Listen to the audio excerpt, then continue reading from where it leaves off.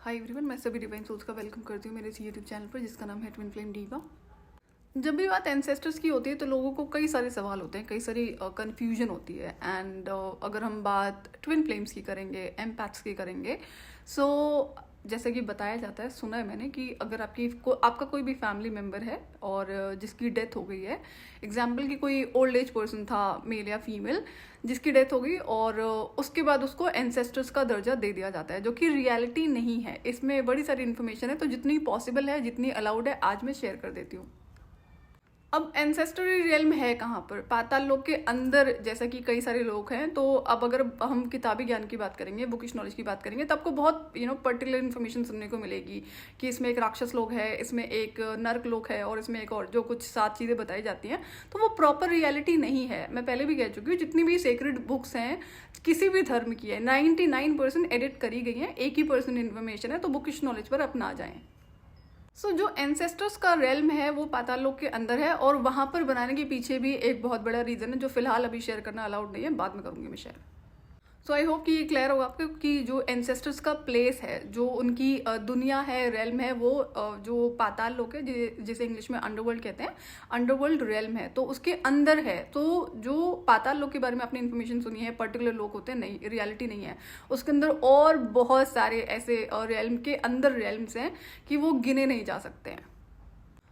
अब आपको लोकेशन पता है कि एंसेस्टर्स की रेल्म कहाँ पर होती है। दूसरा ये होता है कि जैसे जब भी एक यहाँ से इंसान धरती से गया है, आफ्टर लाइफ, जब किसी की डेथ हो जाती है, तो कौन सा इंसान है जिसे एंसेस्ट्रल रेल्म के अंदर जगह दी जाती है, मिलती है। ऐसा नहीं है कि आप यहाँ पे इंसान जिंदा है और मरने के बाद में सीधा उनको एंसेस्ट्री रेल्म में जगह मिल जाएगी, ऐसा नहीं होता है।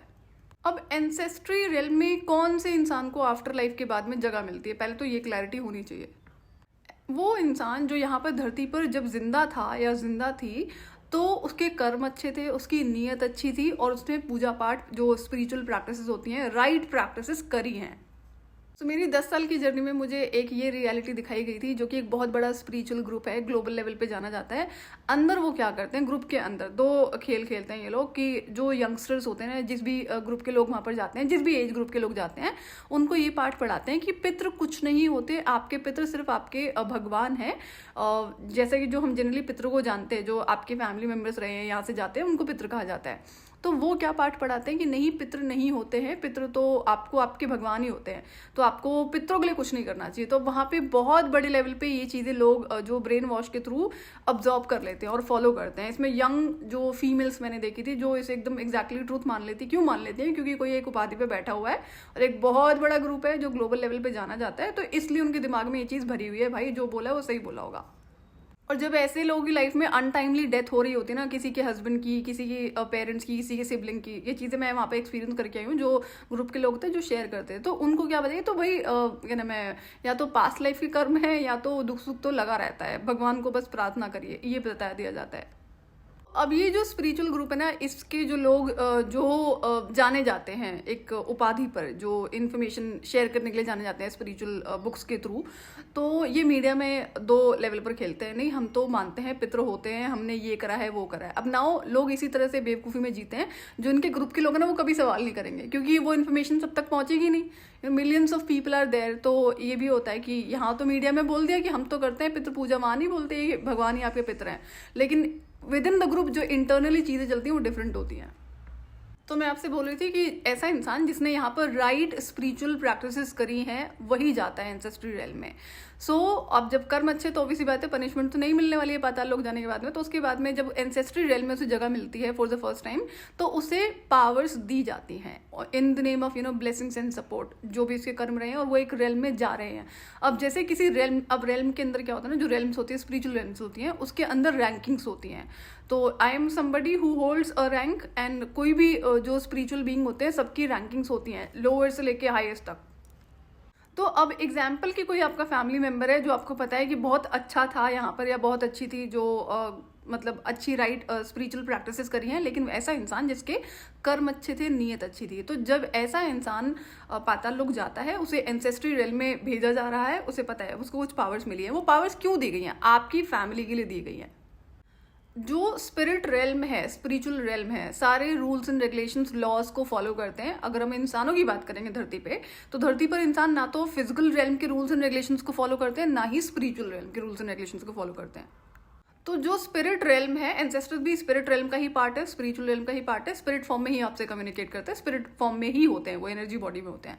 तो जब उन्हें वो पावर्स दी गई हैं, तो जो अब आपकी जिंदगी में यहाँ पर लोग हैं धरती पर, जो आपकी फैमिली है, जो आने वाली जनरेशन्स हैं, उन्हें प्रोटेक्ट करने के लिए उन्हें एंसेस्ट्री रेल्म में पावर्स दी जाती हैं। अब होता क्या है कि एग्जाम्पल कोई एंसेस्टर है जिसे पावर्स मिली हुई है, लेकिन यहाँ पर जो ब्लड लाइन है, जनरेशन, देखो जब तक वो यहाँ धरती पर थे उन्होंने अपने पितरों के लिए किया, सब कुछ किया करते थे। लेकिन जो करंट जनरेशन है, हो सकता है हाई चांसेस 100% कि वो फैमिली कुछ भी ना करती हो एंसेस्टर्स के लिए, ना तो फूड ऑफरिंग, ना ही वाटर ऑफरिंग, ना ही चैरिटी, ना ही एनिमल्स को उनके नाम से फीड करना।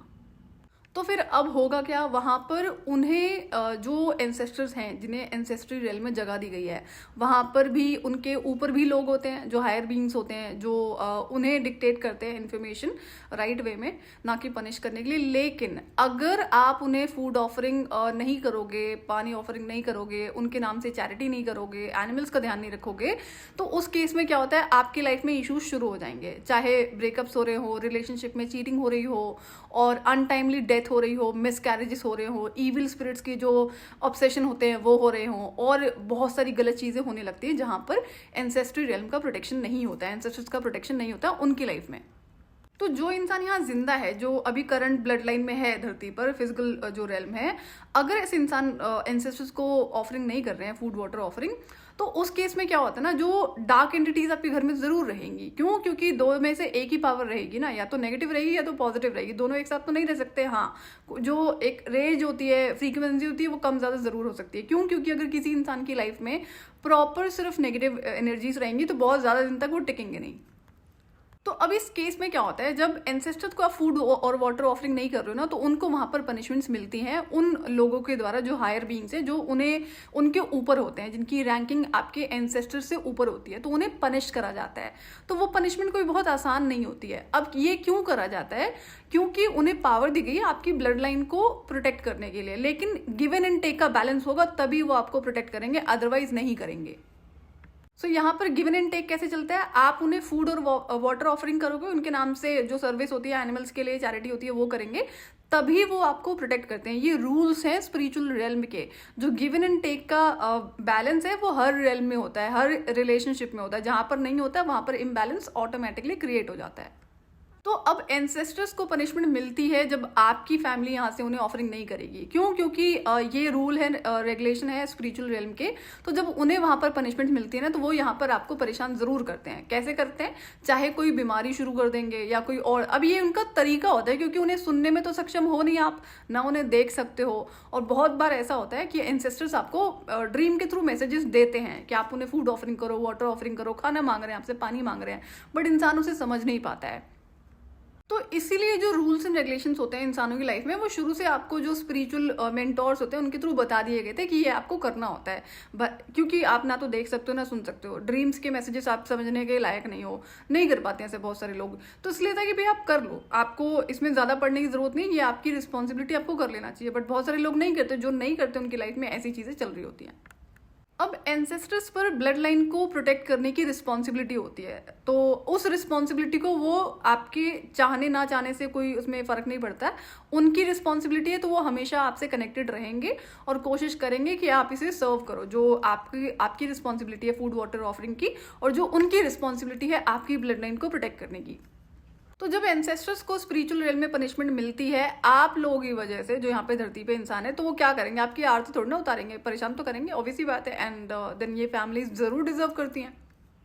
तो ये उनका तरीका होता है आपको समझाने का कि आप ये कर दो, क्योंकि जो मोड ऑफ कम्युनिकेशन है उसको तो आप समझ नहीं पा रहे हो। वैसे ही करते करते क्या होता है ना, जब कई सारे ऐसे लोग होते हैं जो बहुत टाइम तक इस चीज़ को झेल चुके होते हैं, फिर वो कहीं ना कहीं जाकर पहुंचते हैं किसी पंडित के पास में, किसी तांत्रिक के पास में। तो जब इन्हें बताया जाता है कि आपके पितर हैं जो आपको परेशान कर रहे हैं एंड ये आपको करना पड़ेगा, करना पड़ता है उस टाइम पे भी। जो जिस इंसान ने अभी तक नहीं करा था, अब वो किसी पंडित के कहने से या फिर किसी तांत्रिक के कहने से इन चीज़ों को करना शुरू करता है।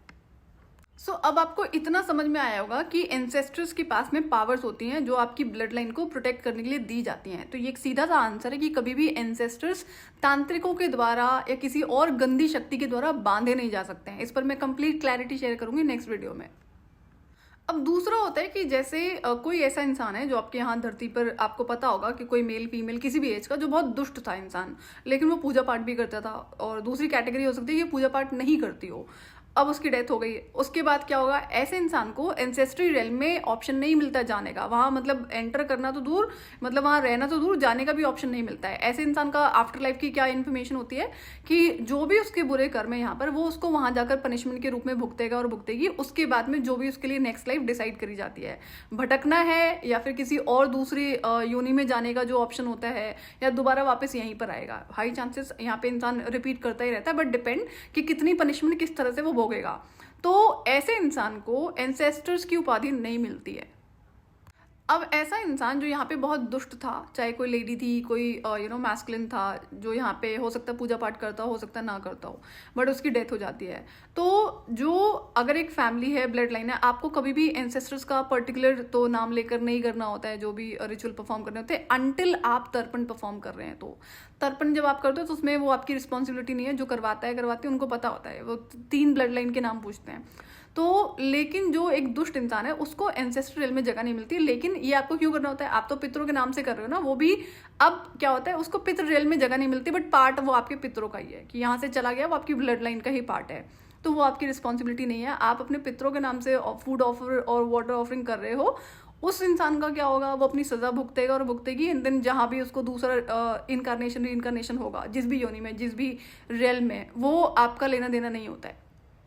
लेकिन अगर आप जो पितरों की पूजा नहीं करते हो, फूड वाटर ऑफरिंग नहीं करते हो, तो इस केस में क्या होगा, जैसे 2 तरह के लोगों की डेथ हुई। एक तो जो बहुत अच्छे थे, पूजा पाठ करते थे, राइट स्पिरिचुअल प्रैक्टिसेस करी हैं, आफ्टर लाइफ वो स्पिरिट फॉर्म में है, वो आपको परेशान करेंगे।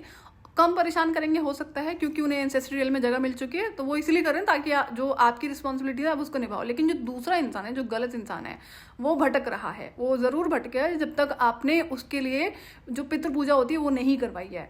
तो वो इंसान आपको ज़्यादा परेशान करेगा। तो अगर आप फूड ऑफरिंग वाटर ऑफरिंग कर रहे हो, आपकी फैमिली में से कोई ऐसा इंसान है जिसके कर्म बहुत गलत थे, अनटाइमली डेथ हुई है, उसके बाद भी बहुत सारे रीजंस होते हैं, ऐसा होता है, तो वो इंसान आपको परेशान कर रहा है। तो ये जो आपके एंसेस्टर्स होते हैं ना, जिसे एंसेस्ट्री रियल्म के अंदर जगह मिली हुई होती है, वो आपको ऐसे इंसान की स्पिरिट से प्रोटेक्ट करते हैं। तो कई सारे लोगों को ये सवाल रहता है कि अगर कोई दुष्ट व्यक्ति यहाँ पर था, जैसे किसी के बहुत ईविल पेरेंट्स हैं एंड आज तक तो भाई नहीं बनी है, एंड बहुत एक्सट्रीम लेवल के केसेस होते हैं, तो बिल्कुल भी बॉन्डिंग नहीं है। तो अब अगर आप ये सोचो कि भाई वो यहाँ से धरती से चले गए तो आप उनकी आरती उतारना शुरू कर दो, तो ऐसा नहीं होता है। यू मस्ट नो दैट कि they are not going to be part of ancestry realm. अब जैसे कई बार ऐसा भी होता है कि आपको यहाँ पर ब्लड लाइन है जो पूजा पाठ करते हैं, एंड उन्होंने पितरों के लिए भी रेगुलर जो चीज़ें करनी होती है वो करी हैं। उसमें से अगर किसी रीज़न की वजह से एक गलत इंसान की डेथ हो जाती है, जो दुष्ट इंसान है, एंड या फिर उसने सुसाइड कमिट कर लिया, तो जो लोग सुसाइड कमिट करते हैं फिर वो भटकते हैं। जितना टाइम, एग्जाम्पल कि किसी की लाइफ थी 70 साल, अब उसने सुसाइड अटेम्प्ट किया 35 साल की एज में या 40 साल की एज में, तो जो बाकी पेंडिंग ईयर्स है वो इंसान भटकेगा। उसका कोई उपाय नहीं है कि कोई इंसान उसे यहाँ पर किसी भी पूजा पाठ और रिचुअल के थ्रू उसको मुक्ति दिला देगा, बिल्कुल भी नहीं। मुक्ति आपको तभी मिलती है जब आप नेचुरल डेथ से गए होते हैं। नेचुरल डेथ का मतलब है जो आपका टाइम था वो कंप्लीट करके गए हैं। कई बार ऐसा होता है ना कि किसी की 80 ईयर्स की एज है, तो हो सकता है कि एक्सीडेंट के थ्रू ही उसका जाना लिखा हो, हाई चांसेस ऐसा होता है, बट रेयरेस्ट केसेस होते हैं, नॉट इन ऑल केसेस। कई सारे ऐसे लोग भी जाते हैं जिनकी एज हो जाती है और वो किसी थोड़ा सा बीमार पड़े एंड देन उनकी डेथ हो गई, तो बट वो अपना एज जो टाइम पीरियड है वो कंप्लीट करके गए हैं। लेकिन अब नाउ अनदर केसेस होते हैं कि एक इंसान है, कोई 30-35 साल का है, 20-25 साल का है या और कम एज का है, उसे किसी नेगेटिव एनर्जी के थ्रू किल कर दिया गया, जैसे किसी ने ब्लैक मैजिक यूज़ करा, उसकी डेथ हो गई है, तो वो इंसान भटकेगा। उसकी मुक्ति के लिए आप कुछ नहीं कर सकते। ये है कि आप जो पूजा पाठ कर रहे हो वो ठीक है, लेकिन अगर वो इंसान घर में किसी को परेशान कर रहा है तो फिर उसको उसका एग्जिट ही होता है आपकी फैमिली से। वहां पर आपके एंसेस्टर्स आपको प्रोटेक्ट करते हैं, बट देन उसमें फर्दर चीज़ें आपको करनी पड़ती हैं। अगर ऐसा इंसान आपको स्पिरिट फॉर्म में है जिसका भी भटकना लिखा हुआ है, वो तो फिर फैमिली की भी रिस्पॉन्सिबिलिटी है ना, कि अगर ब्लैक मैजिक कोई कर पाए आपकी फैमिली में, तो आपकी घर की फीमेल्स रिस्पॉन्सिबल होती है इन चीज़ों के लिए। सो अगर किसी इंसान की फैमिली में ब्लड लाइन में ब्लैक मैजिक के थ्रू किसी की डेथ हुई है ना, तो उसमें जो फीमेल है, मैरिड फीमेल, वो रिस्पॉन्सिबल होती है। सुनने में कड़वा लगेगा बट सच्चाई यही है। एग्जाम्पल कि कोई मैरिड फीमेल है एंड अब आपके बच्चे हैं, आपका हस्बैंड है एंड आपके घर में और फैमिली मेम्बर्स हैं एंड अब कोई अगर आपके घर में इन चीज़ों को कर रहा है और कर रही है या फिर करवा रहा है, तो ये तो दुनिया करती है और करते रहेंगे, लेकिन वो हो पा रहा है तो उसके लिए वो आप रिस्पॉन्सिबल हो। क्यों? क्योंकि आपने पूजा पाठ, स्पिरिचुअल प्रैक्टिसेस ढंग से नहीं करी हैं। करी होती है तो एक फीमेल के पास में ये सारे राइट्स होते हैं, अथॉरिटी होती है, पावर्स होती हैं कि आप इसे कंट्रोल कर सकते हो। नहीं कर पा रहे हो तो गलती तो आप ही की है ना। अब फीमेल्स ना और गलतियां ये भी करती हैं, जैसे एक घर में 2-3 फीमेल है, मैरिड हैं, जैसे देवरानी जेठानी होती हैं, तो अगर एक कोई फीमेल कर रही है ना कि पितरों की पूजा कर रही है, पूजा पाठ कर रही है, तो दूसरी कहेगी चलो कोई बात नहीं, वो कर तो रही है, क्या जरूरत है मुझे करने की। ये केस है, टिपिकल केस है जो मैंने अपनी रिलेटिव्स में देखा हुआ है। तो उसके जो इन्हीं की फैमिली मेम्बर थी ना, उसी ने ब्लैक मैजिक के थ्रू उसके यंग बेटे की लाइफ एंड कर दी। और ये सेम लेडी है जिसने जो उसके और देवरानी जेठानी है ना, जो और यंग चिल्ड्रंस हैं, लाइक 18-19 साल की लड़की थी और 1-2 बच्चे हैं, उनके ऊपर भी सेम चीज़ें ट्राई करी, तो दे लाइक मरते मरते बचे हैं। एंड में डॉक्टर से दवाई नहीं हुई तो फिर बाद में दिखाना ही पड़ता है, फिर पता चलता है किसने क्या करा।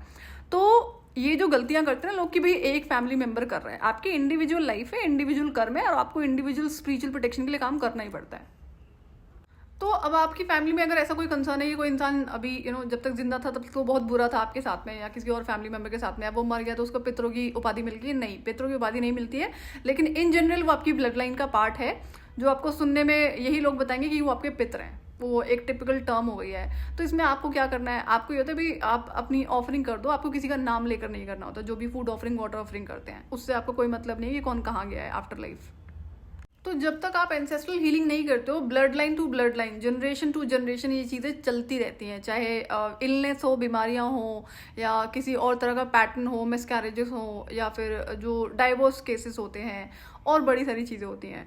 तो आपकी जो स्पिरिचुअल प्रोटेक्शन में सबसे पहली जो वर्शिपिंग है वो आपके एंसेस्टर्स की होती है, बाद में आपकी कुलदेवी और कुलदेवता की होती है।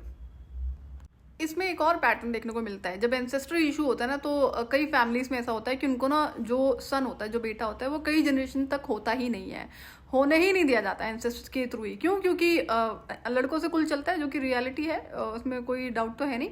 तो बहुत बार ये देखने को मिलता है। तो ऐसा होता है जब एंसेस्ट्रल कर्स होगा या फिर ऐसे बड़े लेवल के कार्मिक पैटर्न्स होंगे जहाँ पर एंसेस्ट्रल हीलिंग रिक्वायर्ड है, तो मल्टीपल चिल्ड्रंस होंगे लेकिन बेटा नहीं होगा। अब having this female child is not something bad, लेकिन ऑब्वियसली बात है दोनों ज़रूरी होते हैं एक ब्लड लाइन के लिए। That's what I can say, चाहे लड़का है चाहे लड़की है, नहीं है नेचुरली नहीं है, दैट इज एब्सोल्युटली फाइन। हो सकता है कोई और आपका डिवाइन पर्पस हो, कोई और रीज़न हो सकता है, लेकिन ये एक एंसेस्ट्रल रीज़न की वजह से भी होता है जहाँ पर सिर्फ लड़कियाँ ही पैदा हो रही हैं, लड़के नहीं हैं। So what my personal experience says कि being born as a female body is just a blessing. No matter what sort of family you come, you got a power to heal. तो अगर कोई ऐसी फैमिली है जहाँ पर सिर्फ female child ही जन्म लेती हैं, तो इसमें पता है क्या होता है, अब एंसेस्ट्रल इशू तो है, अब वही फीमेल अगर चालेगी जो कि एक ब्लेसिंग के रूप में पैदा हुई है, कि जब वो बड़ी हो जाए या उन्हीं में से कोई फीमेल है जो राइट स्पिरिचुअल प्रैक्टिस है अगर वो कर ले, तो ये चीज़ें भी फिर वहाँ पे हील हो जाती हैं। लेकिन लोगों को पता नहीं होता है, तो इसलिए ये जनरेशन टू जनरेशन चीज़ें चलती रहती हैं। तो मेरे अकॉर्डिंग देयर इज इक्वालिटी, जो भी लड़का और लड़की है, बट देन जब बात स्पिरिचुअल पावर्स की आती है तो लड़कों के पास में स्पिरिचुअल पावर्स नहीं दी गई हैं according to spiritual realm, only a female body holds. So जो मैंने कहा कि अगर किसी फैमिली में कोई ब्लैक मैजिक कर पा रहा है, कर पा रही है, करवा पा रहे हैं, तो वो फीमेल की वजह से ही हो रहा है, क्योंकि फीमेल के पास में सारी पावर्स होती हैं इन चीज़ पर कंट्रोल लगाने की। आई होप कि आपको ये पॉइंट क्लियर हो कि अगर आपकी फैमिली में पितरों के लिए पूजा पाठ, जो भी चीज़ें होती हैं, रिचुअल्स होते हैं, वो करते हो, एंड उसके बाद में किसी की अनटाइमली डेथ हुई है, कोई भी रीज़न हो सकता है, तो वो इंसान क्या करता है, वो तब तक ज़रूर भटकेगा और भटकेगी जब तक कि उसका टाइम पूरा नहीं होता है। अब ऐसा इंसान हाई चांसेस कि आपकी फैमिली में किसी न किसी को परेशान करने की कोशिश करता है। तो अगर आप प्रॉपर जो चीज़ें होती हैं, अपने एंसेस्टर्स की पूजा करो, तो उसके लिए जो आपका प्रोटेक्शन होती है वो आपके एंसेस्टर्स उसी इंसान से आपको ज़रूर प्रोटेक्ट करते हैं। अब जैसे जो मेरा पर्सनल एक्सपीरियंस है, जब चाइल्डहुड से मैंने जो चीज़ें देखी हैं, जितने लोगों में यहाँ पर जानती थी, चाहे मेल थे या फीमेल थे, मुझसे एज में बहुत बड़े थे या मुझसे एज में छोटे थे, जिनकी डेथ हुई है, वो सारे ही मुझसे कनेक्टेड रहते हैं जो स्पिरिट रेल में है। लेकिन मुझे आज तक फॉर्चुनेटली इनमें से किसी ने परेशान नहीं करा। तो डिपेंड करता है कि आप कौन हो, क्या हो, या फिर आपके थ्रू उनकी क्या इच्छाएं पूरी होनी है, या और ऐसे जरूर। और जो इच्छाएं पूरी करने वाली बात होती है वो सिर्फ राइट जो आपकी उनकी इच्छाएं होती है वही पूरी करनी होती है, गलत किसी भी इच्छा को पूरा नहीं करना होता है। आई एम श्योर इस पर मैंने डिटेल में वीडियो आपसे शेयर करी हुई है। एंसेस्टर्स पर मैं बहुत सारे वीडियो शेयर कर चुकी हूँ, इन डेप्थ इन्फॉर्मेशन मैंने प्रोवाइड करी हुई है, किस तरह से आप हीलिंग कर सकते हो, क्या क्या पैटर्न्स होते हैं जो आपको देखने को मिलते हैं अगर ब्लड लाइन में हैवी कार्मिक बैगेज है या फिर एंसेस्ट्रल लाइन जो कर्स है। ये सारे साइंस मैं चैनल पर शेयर कर चुकी हूँ वीडियो फॉर्म में। तो अगर आप नए हैं तो आप सारे वीडियो को सुन सकते हैं। सो आज के लिए इतना ही। मैं आपसे फिर मिलूंगी नेक्स्ट वीडियो में। टिल देन आप अपना ध्यान रखिए और डिवाइन से कनेक्टेड रहिए।